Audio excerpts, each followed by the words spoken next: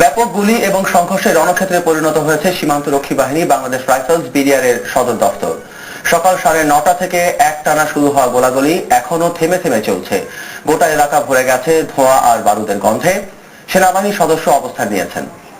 এদিকে বিডিআর সদস্যদের সাথে আলোচনার জন্য স্থানীয় সরকার প্রতিমন্ত্রী জাহাঙ্গীর কবির নানক ও জাতীয় সংসদের হুইপ মির্জা আজম বিডিআর সদর দপ্তরের সামনে গেছেন। তারা মাইকে বিডিআর সদস্যদের সাথে যোগাযোগের চেষ্টা করছেন। সংঘর্ষে নিরাপত্তা কর্মীদের পাশাপাশি বেসামরিক নাগরিক হতাহতের খবর পাওয়া গেছে। 9 জন গুলিতে আহত হয়ে ঢাকা মেডিকেল কলেজ হাসপাতালে ভর্তি হয়েছেন।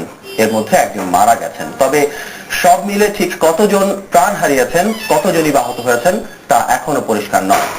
একইভাবে ঘটনার কারণও নিশ্চিত করে বলতে পারছেন না কেউই। পরিস্থিতি সামাল দিতে সেনা তলব করা হয়েছে। তারা সেখানে পৌঁছেছেন এবং গোটা বিডিআর সদর দপ্তর চারদিক থেকে ঘিরে ফেলেছেন। তবে সদর দপ্তরের ভেতরে এখনো বিডিআর জওয়ানদের নিয়ন্ত্রণে রয়েছে। ওই এলাকায় সেনাবাহিনীর 3টি হেলিকপ্টারকেও টহল দিতে দেখা গেছে।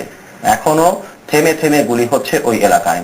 ভেতর থেকে বিডিআর সদস্যরা মাইকিং করে সাধারণ জনতাকে তাদের সমর্থন দেবার জন্য আহ্বান জানাচ্ছেন। গোটা এলাকা জুড়ে সেনাবাহিনী, র্যাব সদস্যরা টহল দিচ্ছেন। বিডিআর সদর দপ্তর সংলগ্ন এলাকার অধিবাসীরা নিজেদের ঘরে একরকম অবরুদ্ধ হয়ে আছেন।